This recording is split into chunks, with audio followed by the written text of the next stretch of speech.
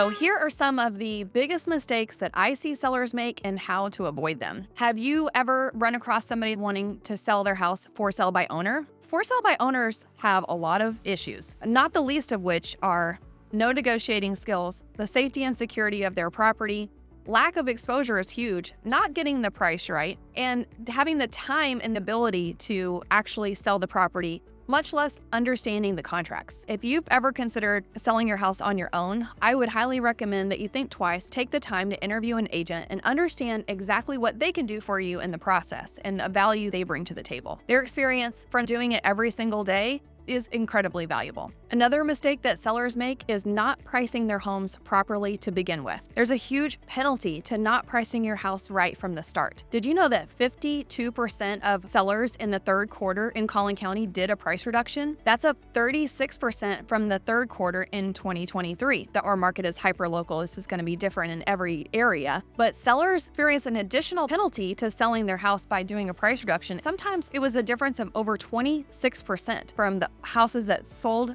priced right the first time versus after doing a price reduction and then having a penalty that cost them an additional almost 26% of their sales price. Most of the time, whenever sellers do a price reduction, it's by 5% of the sales price to start. If they don't get it right the second time, it can be an additional price reduction down the road, which ends up costing sellers thousands of dollars, and it's a huge regret for not just pricing it right the first time. We track all of these numbers monthly, so if you have an interest in knowing what the stats are in your neighborhood, hyper-local market, we have those numbers exactly for you. Home sellers regret not doing the basic improvements of a house. Buyers walk into houses with expectations. They expect the house to be clean, for the sellers to be gone, for the properties to be shown on a regular basis or whenever they're available to see them, within reasonable hours, of course.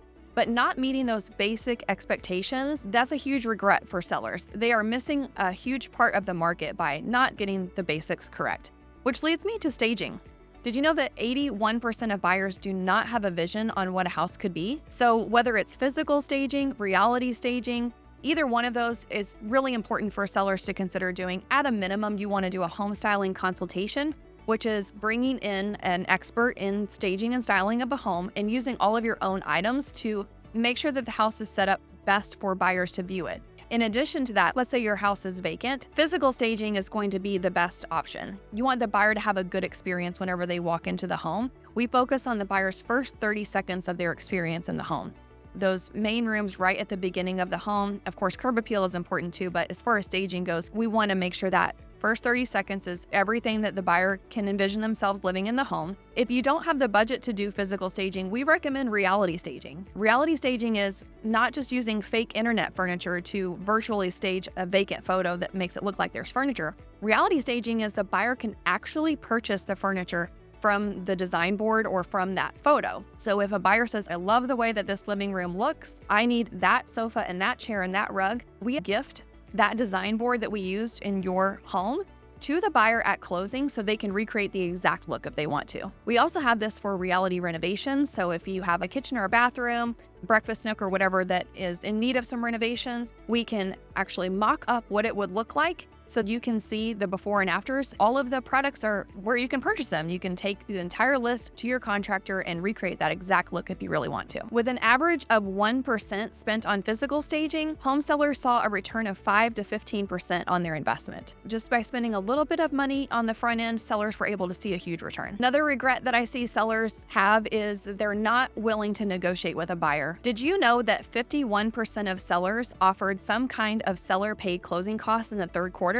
And when they did offer that closing cost credit, it was a median price of $6,800. I would recommend, my advice, at least in my experience, is if you're selling a house for $500,000 as an example, or whatever the sales price might be, go ahead and run the numbers for what a buyer might be paying in a monthly payment for your house. If they're putting 3% down, 10%, 20% down even, you'd be surprised to know what that monthly payment could be. They're going to have a certain expectation based on the price range. If you're renting a $2,000 a month apartment or having a $4,000 mortgage payment, you're going to have a different set of expectations. Making sure that you're willing to negotiate and help that buyer get into your home and help it sell that's going to be a benefit to you. Sellers not being open to feedback is another huge regret. Whenever you are doing showings and you're getting consistent feedback about the paint color in a bedroom that is off-putting to buyer after buyer, being open to that feedback and be willing to make the change or offer a credit for the buyer to make that change after closing is huge. You want to be able to appeal to as many buyers as you want. And so if you're getting feedback after feedback of the same thing, go ahead and make the change. It's not personal. If you can devoid yourself that, hey, this is the home that I have all these memories in, and switch your mind to this is a business transaction, it's really going to be helpful. I know it's hard, but it is going to be helpful for you to make those tough decisions. The regret I see time and time again is sellers not taking the time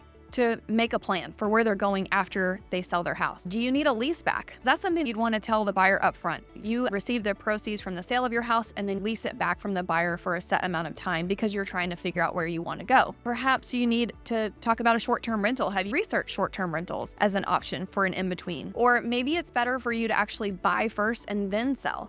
There are many different options for you to do that as well. These are some of the regrets and mistakes I see sellers make, and we want you to avoid those. There's many more in my experience. I'd be happy to share those with you. Hopefully this was helpful. Be happy to talk to you more about them. For more real estate advice, subscribe.